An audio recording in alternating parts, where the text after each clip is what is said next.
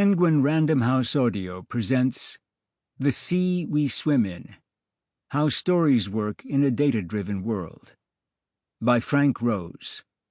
Read for you by Arthur Morey. In memory of Susan Campbell, who loved great stories and the people who tell them. There are these two young fish swimming along, and they happen to meet an older fish swimming the other way, who nods at them and says, "Morning, boys, how's the water?" And the two young fish swim on for a bit, and then eventually one of them looks over at the other and goes, "What the hell is water?" David Foster Wallace, This is Water. We live in a sea of stories, and like the fish who, according to the proverb, will be the last to discover water, we have our own difficulties grasping what it is like to swim in stories. Jerome Bruner, The Culture of Education. Preface. I grew up in a different time. It was the mid-1960s when I was in high school on the outskirts of a small city in Virginia. Our house was out in the country on a hill above the valley where the Blue Ridge Mountains meet the Alleghenies. I was an only child. Sometimes at night I would go outside and gaze over the woods and pastures at the city down below. It was a railroad town, home base of the Norfolk and Western, the line that brought coal down from the Appalachian mining camps and hauled it on to the sea. You could see a lot of lights down there. Street lights, store lights, house lights, electric evidence of human activity. And though I couldn't see them or feel them, I was also acutely aware of the signals that were flying through the air, radio waves from the city's two television stations carrying information from other cities far beyond my view. I knew then that I wanted to be where the signals come from, not where the signals go to. So I did the only thing I could think of to get started. I volunteered for the school paper. I was painfully shy back then, and I figured if nothing else, it would give me an excuse to talk to people. Today, of course, the signals come from everywhere. They are as ubiquitous as the lights outside my lower Manhattan apartment. Social media are there even for people who never wrote for the school paper. But more than that, the idea that you would sit back and passively consume an article or a television show now seems quaint. Digital technology changes the way we tell stories and the way we respond to them. It allows for an interplay between author and audience that didn't exist in mass media.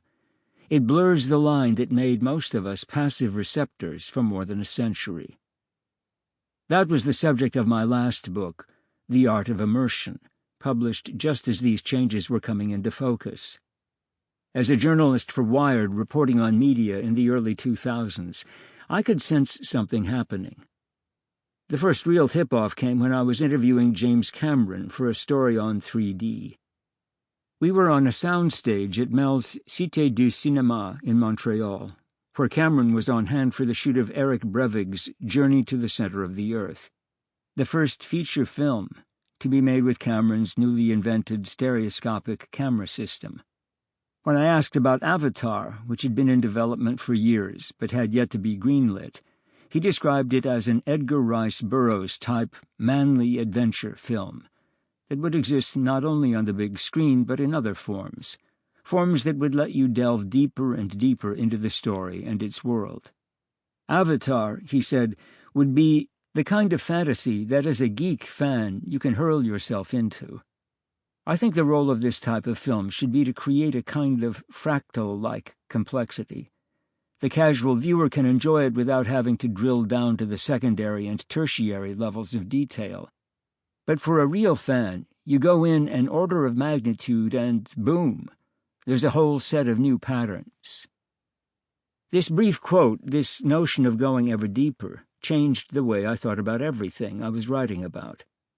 But just as I couldn't have written The Art of Immersion without my experience at Wired, I couldn't have written this book without the past few years at Columbia University.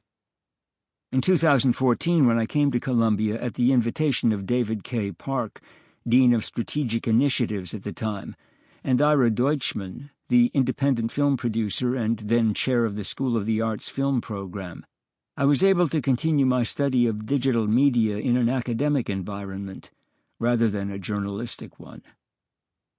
A couple of fortuitous things soon happened.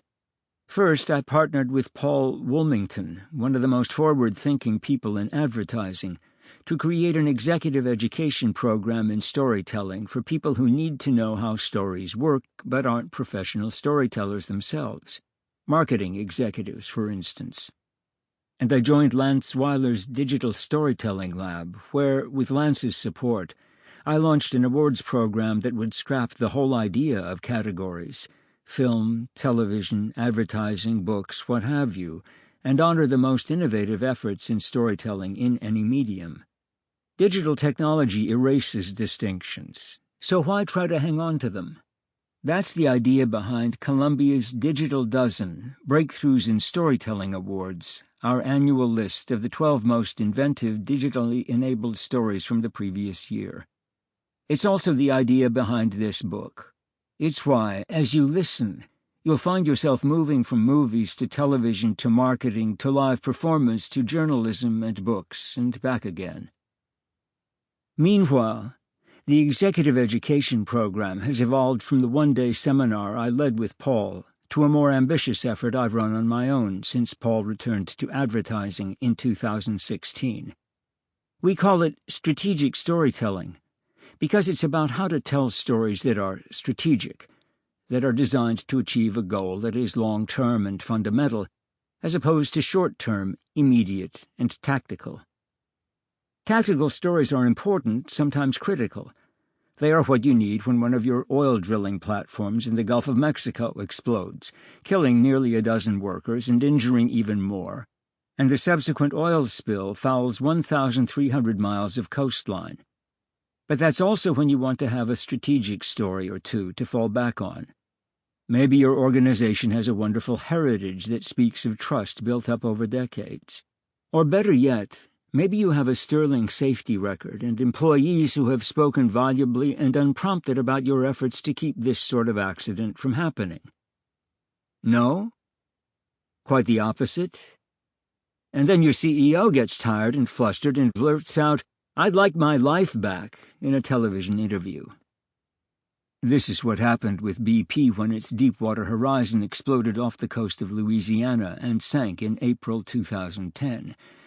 What followed wasn't pretty. That October, after the well was finally capped, the CEO was replaced. 8 years later, after extensive legal battles, the company had racked up some $65 billion in cleanup and legal costs. The stock price fell from around $60 shortly before the disaster to less than half that a few weeks later, and has yet to recover. That's unfortunate for your company, for the firm's management, for investors. It's why you need to have a storytelling strategy long before the oil well blows. I read an article in the New Yorker a while back in which the writer started to wax on about the Greek philosophers. "Appetites we share with animals," she wrote, summarizing Socrates. "Reason is what makes us human." Well, sure. Reason, to the extent that we employ it, does appear to be uniquely human. But so are stories. Man, let me offer you a definition, is the storytelling animal. Graham Swift wrote in Waterland, his meta-novel about a history teacher whose students are bored with history. Wherever he goes, he wants to leave behind not a chaotic wake, not an empty space, but the comforting marker buoys and trail signs of stories. As long as there's a story, it's all right. Two things are going on here. One is the assertion that stories give us patterns. They comfort us by helping us make order out of chaos. The other has to do with that word, animal. Storytelling may be unique to humans. It's difficult, though hardly impossible, to tell stories without language. But stories are a product of our animal instincts. They have little to do with reason and everything to do with emotion. Reason has always been an aspirational goal. When humans lived more like other animals, architecture and language and religion, yet... Sample complete. Ready to continue?